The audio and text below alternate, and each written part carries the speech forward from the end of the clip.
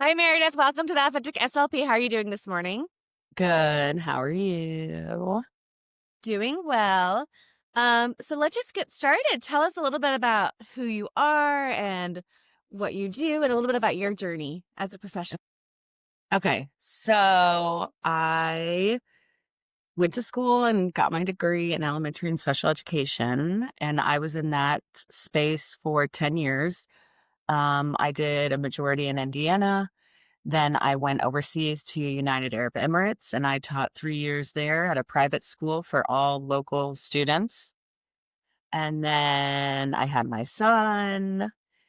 And we moved down to Florida. That's how we landed here. My husband got a job down here. And then I kind of did a little teaching down here in Florida for about 3 years.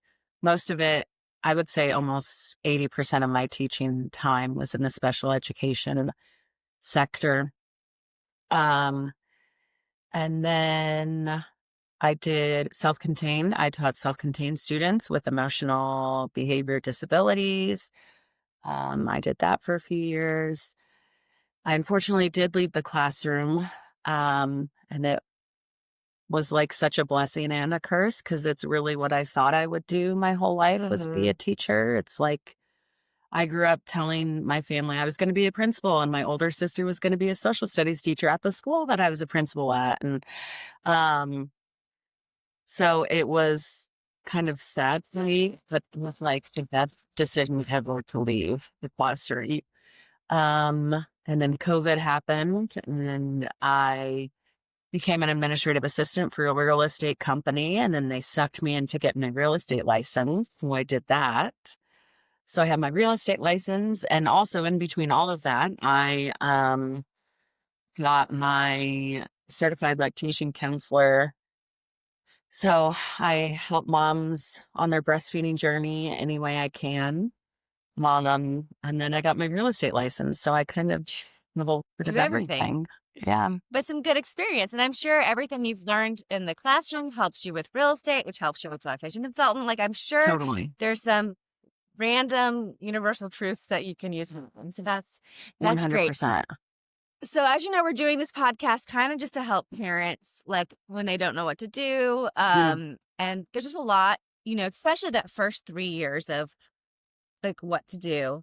Um, and like what to take in serious if the doctors brush it off, all those things. And then also once they get to school like age, they don't really know what public school is and private school is. So I Mhm. thought, just having you here could be helpful to have, these parents with expectations. So um, when you were in the public school, what are the biggest challenges that you saw, especially around supporting kids with special needs? Lack of resources.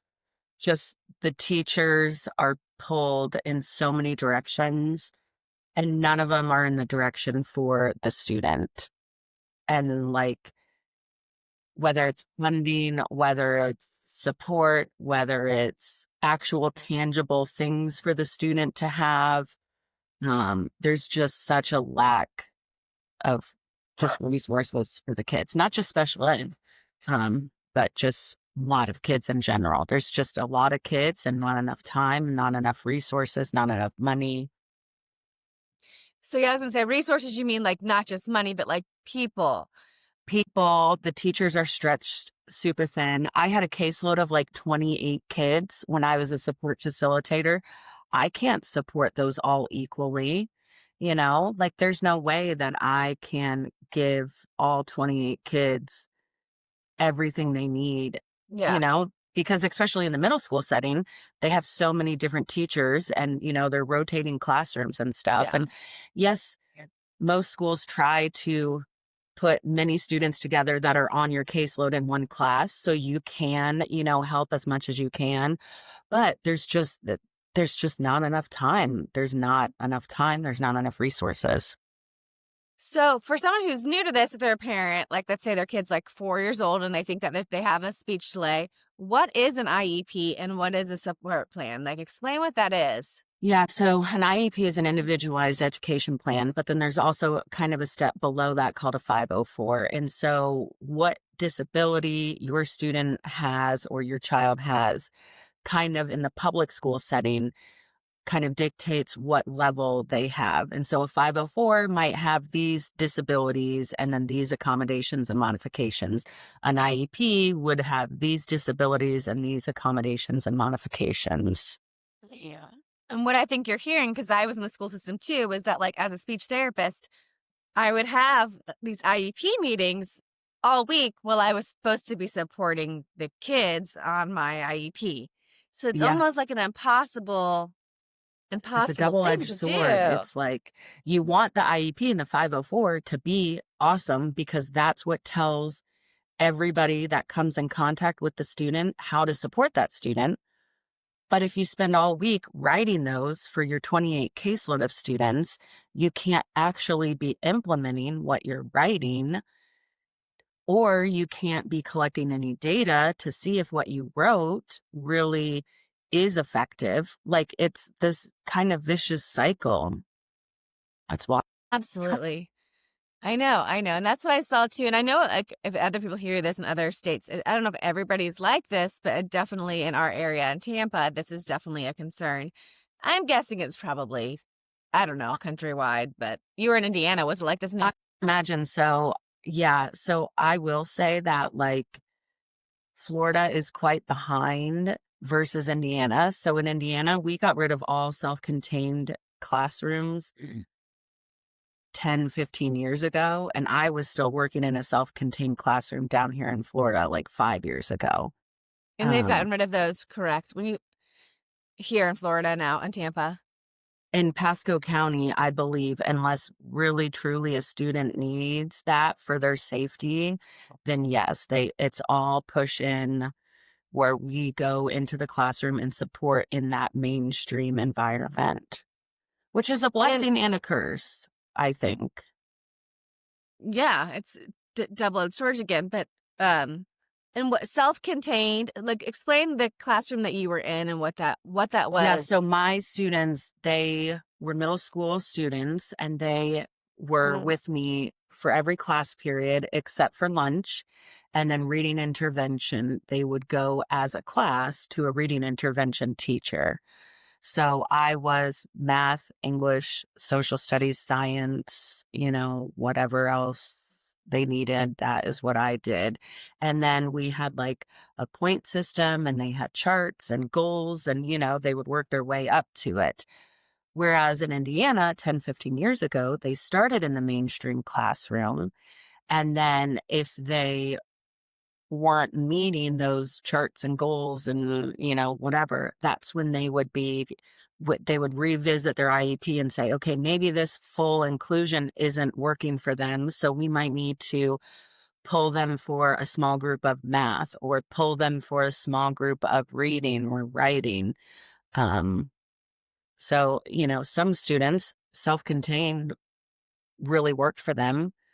But for me in my classroom, my students never were around normal kids. They were all around EBD kids. So their behavior was just festered in like what you see expands, what you focus on expands. So if my students were focusing on other students who were behavior problems, their behavior kept expanding.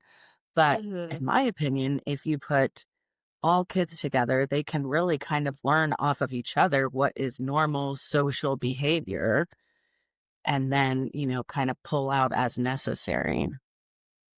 I'm just like, really, is there normal social behavior in any Well, that's like? the thing. Oh. It's really so subjective.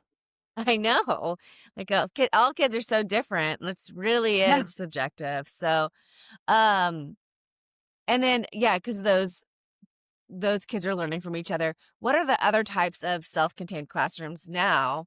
Do you know So of? I know in Pasco County, my friend, she is at Cypress Creek High School and she does intellectual disabilities. So students whose IQ is below, they still have those. And those are for like severe, profound disabilities. So maybe they're wheelchair bound, maybe they're cerebral Mhm. palsy and they are nonverbal, can't walk.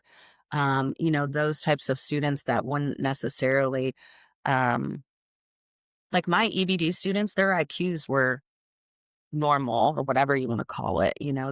They could graduate, they could understand, different social cues and norms. They just had behavior that prevented it. The severe profound was they were physically disabled to prevent them from participating. Right. And we know now that even those kids with cerebral palsy and they aren't talking probably actually have higher IQs. There's just no way of Sure. testing Right. it. Yeah.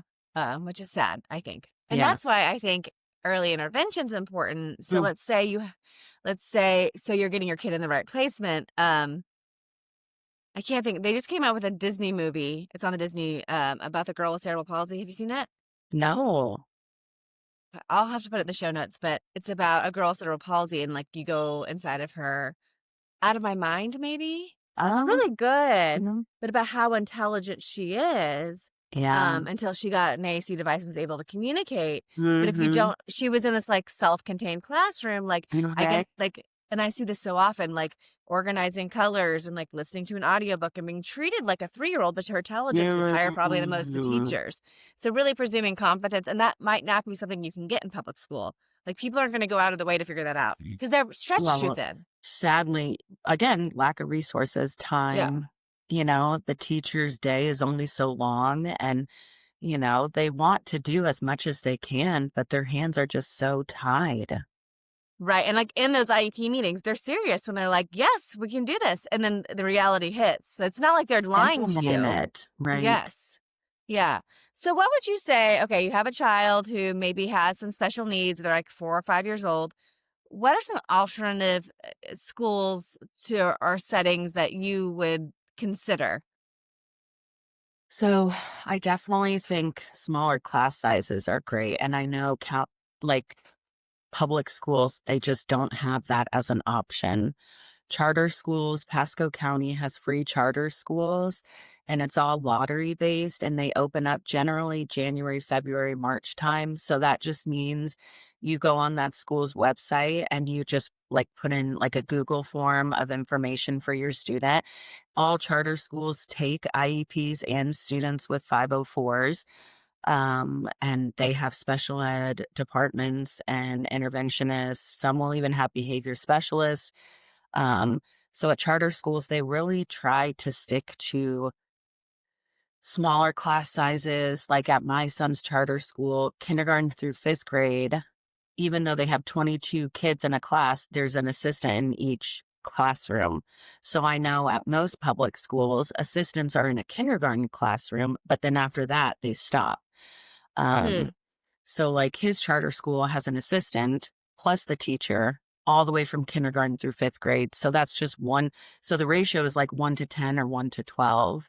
And in a public school, sadly, it's probably 1 to 25, maybe one to Or the up to 22. 29 now.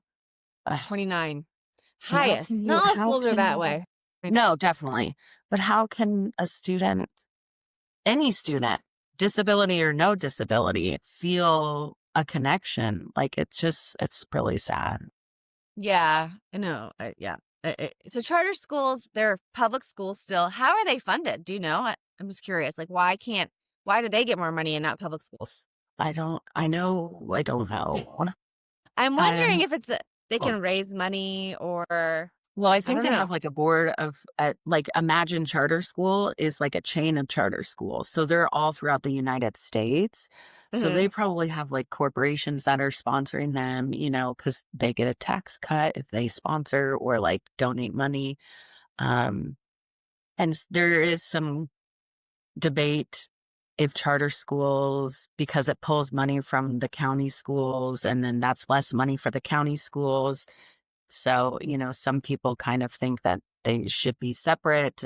And in Indiana, charter schools you have to pay for. So it's really state by state and sometimes even Mm. county by county. Um, Most charter schools in Pasco County do not offer transportation. If they do, they're not going to drive to and from your house. They might have like a bus stop that's kind of close to your house, but you still have to drive and get them. So there's pros and cons, but it's a really good avenue to look at if you're looking for kind of an alternative to public schools. And then also in Florida, just to mention, we've talked about it, the Unique Ability Scholarship that you can apply Yep. for, which I always talk Yep. about, which is like around $10,000 based on grade level and county, for if your kids have a special needs. So Mhm. private schools, but sometimes I think this is really interesting, and you might know this, but charter schools have guidelines they have to follow. Mhm. Public schools have guidelines. Private schools don't really have guidelines, and that can be a slippery slope because I know a lot of public schools where teachers don't have certifications. They're just Yeah. So, yeah, Pasco County has guidelines, charter schools have guidelines, and then even private and even sometimes religious schools, they kind of can, especially the religious schools, they are very detached from the county, because they're going to have that, mhm. they're the religious aspect of Right, it. right, So right, right, sometimes their standards for who they can hire or want to hire, it's kind of up to that school, really. Um, right. and I know the charter school my son goes to, they have to write on their website what teachers do not have certifications. It's called Out Oh, of they Field. do. So you can look on that school's website and see what teacher does not have a license and what process they're going through to get it. And most of the time, at least, in Pasco County and at my son's charter school, you have X amount of years to work towards getting that certification for what you're teaching. So Mhm. that's kind of nice because they're working towards it and they have Yeah. a deadline of when they need to achieve it. But I can't speak on private or religious, like what that process They looks like. can do a lot. I think it's what, and that's what I'm trying to say is like, just so you know, if you're looking at private schools, like I think a lot of people are like, I went to a private school and like had the best education. Well, you can go to a really, really bad, just because it's a private school doesn't mean it's a good school. So do your Right. homework. Well, and Yeah. just because it's charter doesn't mean it's any better either. Like you really have to do some digging. It's a lot of Yes. like work. And ask questions because I can't even tell you how many people, like my son is going to a Christian school and like all the parents are like, oh, their teacher doesn't have a license. I'm like, no. I mean, it Yeah. doesn't mean she's a bad teacher, but like if I'm Right. paying this top dollar, I would like to know what's going on with my kid's education. And I think parents just don't ask those. They just assume it's because it's this private school that they're going to have good licensed teachers with good curriculums. Also, when I was touring private schools, I asked about the curriculums that they teach their kids Mhm. and did research on those curriculums. Yeah. And there's It's many schools huge. I'm not going to because of that reason.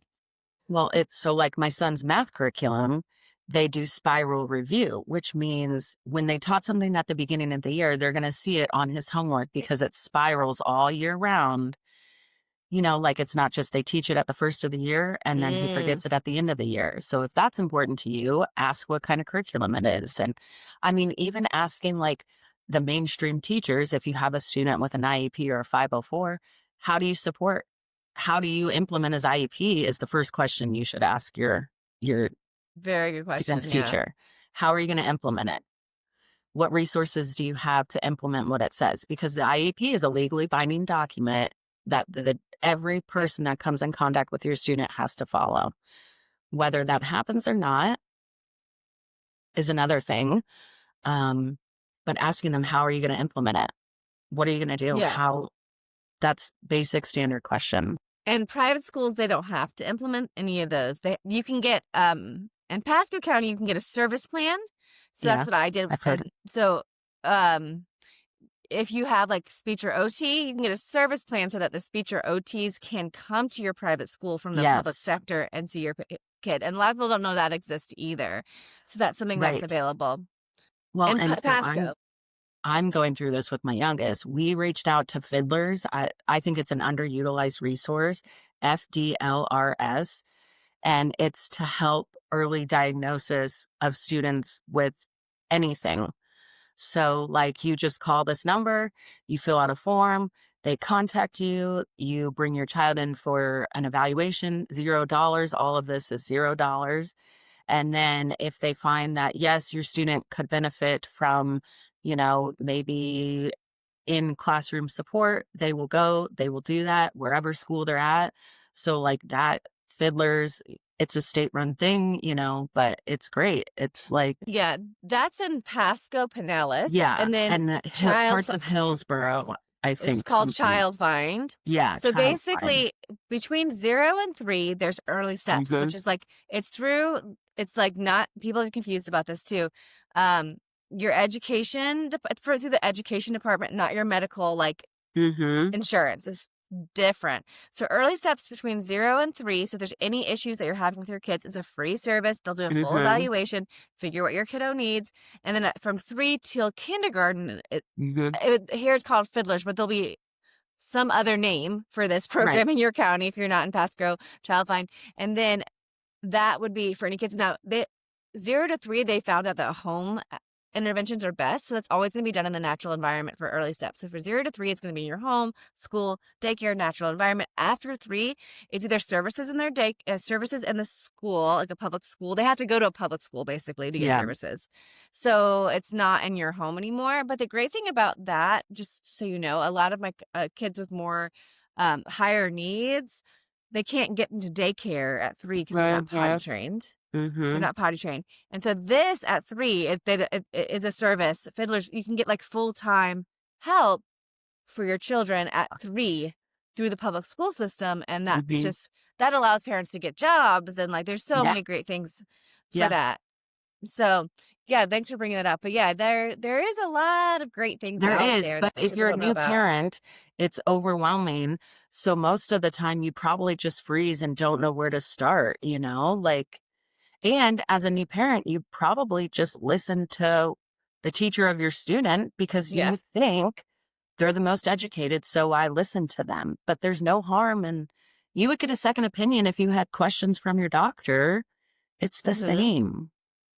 Yeah, well, not everybody even gets second opinions from their Well, doctors, and a that's lot of true. times the doctors are gonna say, "It's fine, it's normal." People are gonna brush things out, but what do I always say? It's trust your intuition. If Yeah, something for feels sure. off, it probably is. Get an opinion, a second opinion doesn't hurt. We've had So, good. So I'm gonna definitely. shift gears a little bit talking about school, which is very helpful, but a little bit of the lactation consultant. So before this 3 years old, you just have a baby.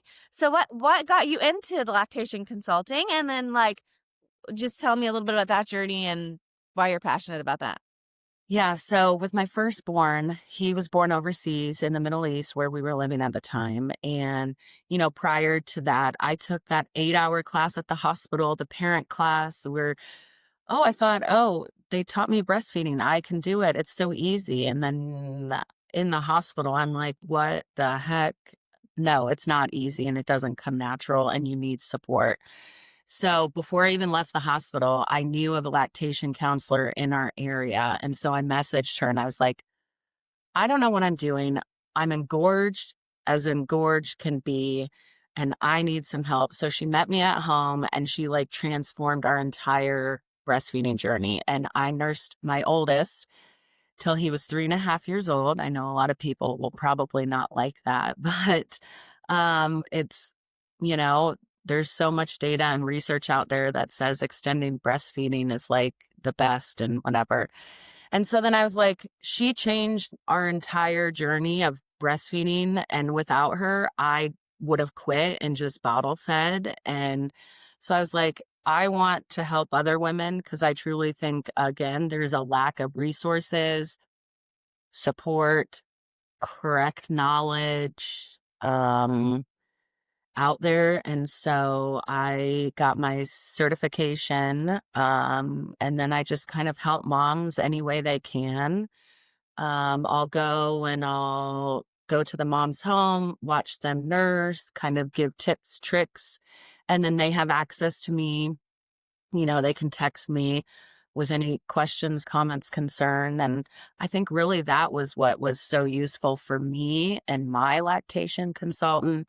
I would send her pictures of like the kids' poop because I'm like, why does it have seeds in it? Why is it yellow? Why is it like this? Nobody tells you that's normal if they're exclusively breastfed. No book told me that it could be up to 10 days of him not pooping, and that's normal.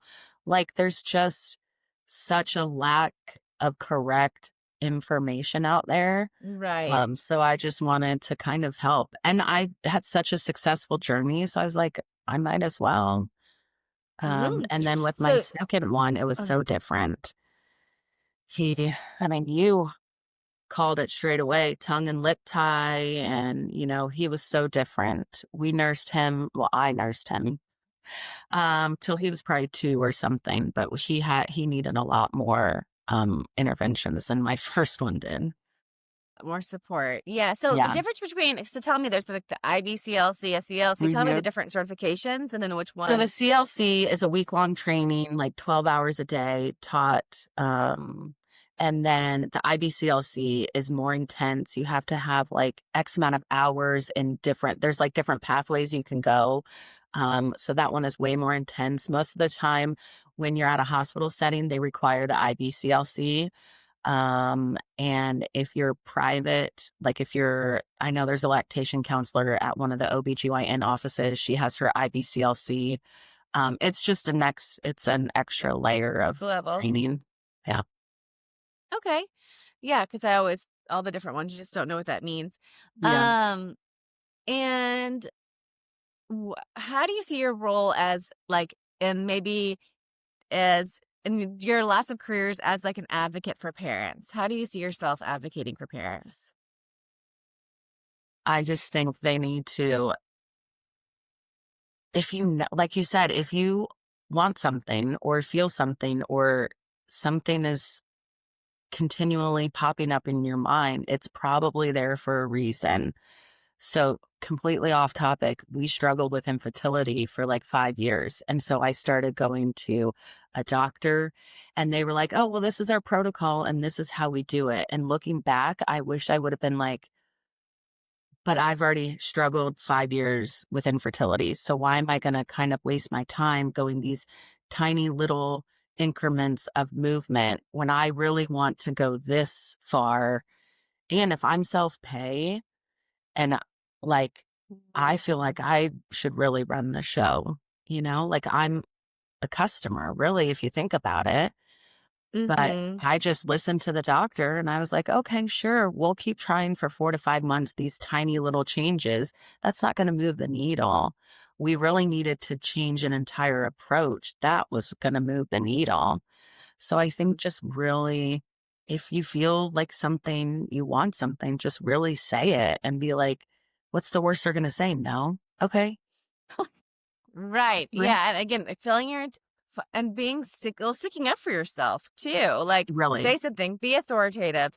Yeah. No, like especially if you're paying, and that's what like I think in the speech therapy field too. Like there's great therapists, but there's some that will just kind of take advantage of your niceness and continue billing you Yeah. in private pay for Right. years, and then you're like, wait, like what's going on? Like how did I Right. get? Yeah. What's the goal? What are my kids' goals? What have you met? And like, why are we still doing this? Because Yeah. if you don't speak up, sometimes you're not going to be heard. So yeah, definitely question. That's great, great Well, and advice. there's a polite way to do it, obviously. And most of the time you can have, that's kind of like I would be your advocate as a certified lactation counselor.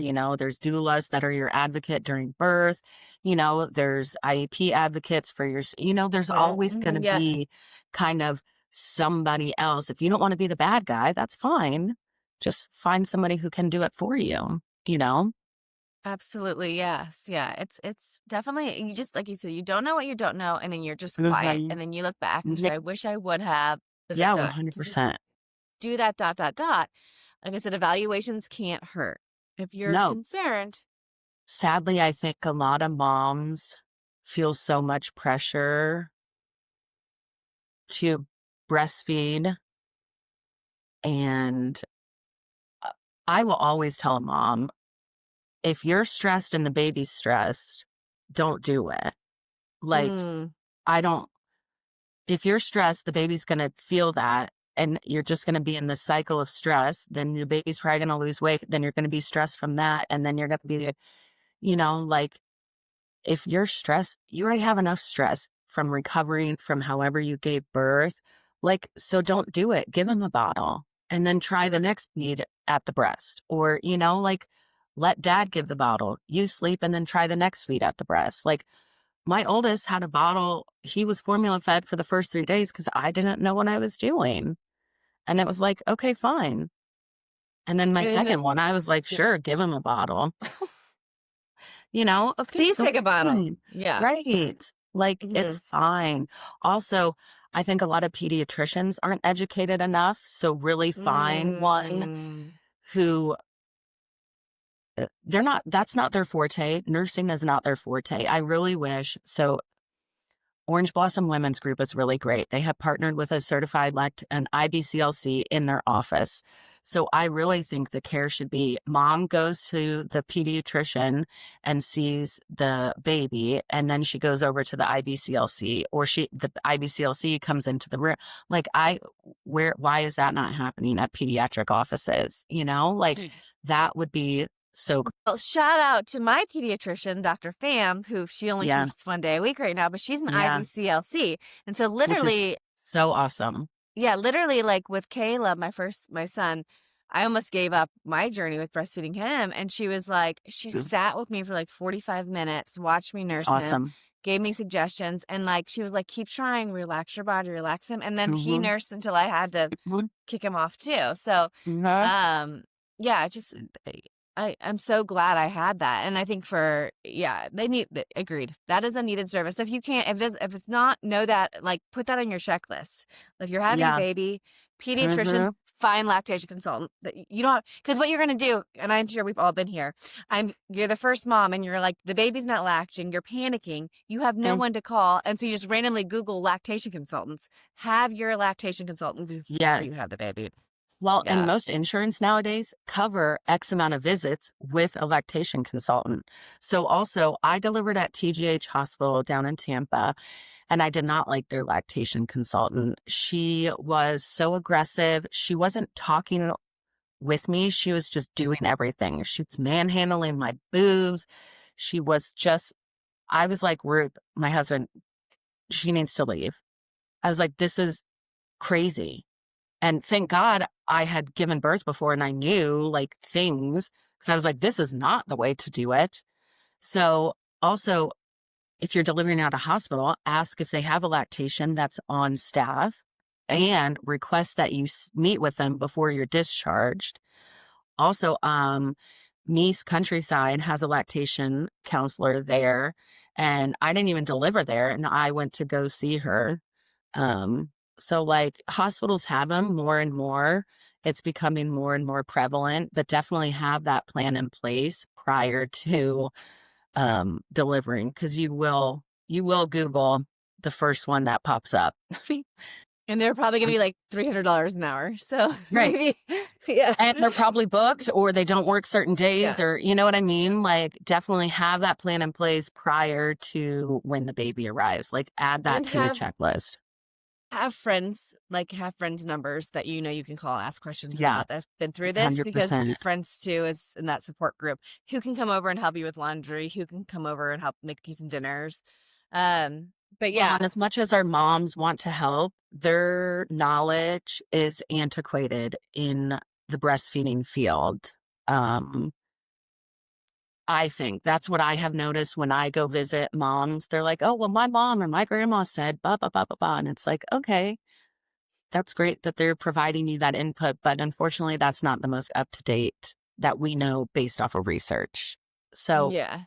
take Be what careful with, yeah. take it with a grain of salt, maybe mom and grandma's input. But yeah. Let them do your laundry. Let them Yes. hold the baby. Lots of Yes. holding the baby so you can take a Yeah. shower. Yes. Not always listen to everything they say. Yeah. Absolutely. So yeah, that's good. So to finish up, and I think I already know this, so we just reiterate, like 3 things you're having before you get pregnant. 3 things that you would recommend from infancy to children. Do this. Just life advice as a parent and CLC and The teacher. best thing that I did for baby number 2, I deleted the growth milestone app from my phone. That was the best thing I did. Um, with baby number 1, I was paranoid about eat, play, sleep, schedule, schedule, schedule. He's not on a schedule. Well, that doesn't exist for a long time. And as much as you want it to, and for me, I had the luxury of not having to return to work. So I get that people's lives, and some people need that because sadly they have to go back to work 6 to 8 weeks later, whatever the case may be. So yes, if that's your avenue that you have to go on, great. if you really don't need to, then definitely, like follow that baby and let it kind of dictate. I deleted the milestone app because I was like, uh-oh, it's 2 months and 2 days and he's not sitting up or whatever it is. Mm. Like, that's Yeah. crazy. That's crazy. Yeah. That's just Yeah. an extra Every level of kid's so different. Yeah. so different. And as much as I can read that disclaimer that they're different, you just I deleted it and it was the best. It was the best. I Obviously, like keep that. checking in with your pediatrician, and keep monitoring what they're doing.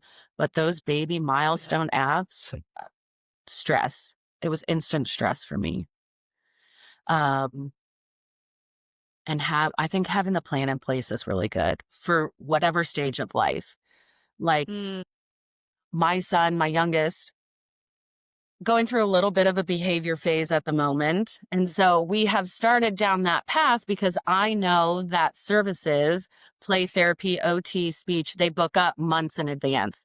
So I've started down that route. Whether we need it or not is a different story, but just getting ahead of it because it's never too early. Like, it's you're right. never too early to start and get a second set of eyes on a kid.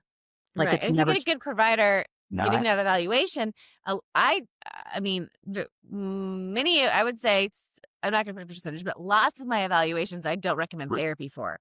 But I say, Sure. you don't need therapy. You need this, this, and this. So know Right. that if you get a good provider and they know what's going on, they're going to refer you to the right places. So even if it's not what Okay. OT is not what they needed, they're going to tell Right. you other places that you can go. So yeah, definitely going to a good provider for those things is a good idea. Just Yeah, to and keep things up. if it's your pediatrician, start there. I just had a phone call with my pediatrician and she was like, I don't see it's like an anxiety thing, but definitely here's some referrals. And you start calling and they're like, oh, we're on a 3-month wait list for evaluations. And it's like, okay, so like just start And down that path. Yeah. as a provider who's worked in many hospitals and different Mhm. clinics, I do have to say that these wait lists often don't actually exist, just to be Oh, honest. Yep, it's a lie. So sometimes there's wait lists, but squeaky wheel gets the grease, the squeaky mouse gets the yeah. cheese. Yes, I am. Call every week. And don't be annoying, be polite. Just be like, hey, just want to see where I am on the wait list. You will get Oh, a yeah, thing. yeah, yeah. Okay. Because they're just like, yeah, I'll put you on this wait list. Well, they know that people are going to find other places first. So they usually just like, I'm not saying everywhere and people can call me out, but Sure. very often these like, especially in the hospital, like I remember, I'm not going to say which hospital I worked at, but they were like, I'm like, so where's this wait list? And it was like this binder and it was like dusty back.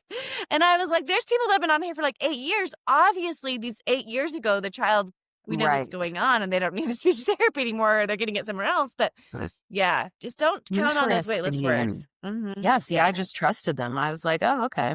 That's another thing that you just trust people and you think they're telling the truth. Yeah. And yeah, with our company, we've stopped saying like, um, taking less Medicaid. And so when the Medicaid families call, my office manager was like just booking them out far. And I was like, no, just tell them that we aren't Yeah, taking just be Medicaid. Be truthful. Yeah. honest. Yeah. And then say, if someone cancels, like, and we need someone to come in, we can put you as like an on-call list to get you in Sure. early.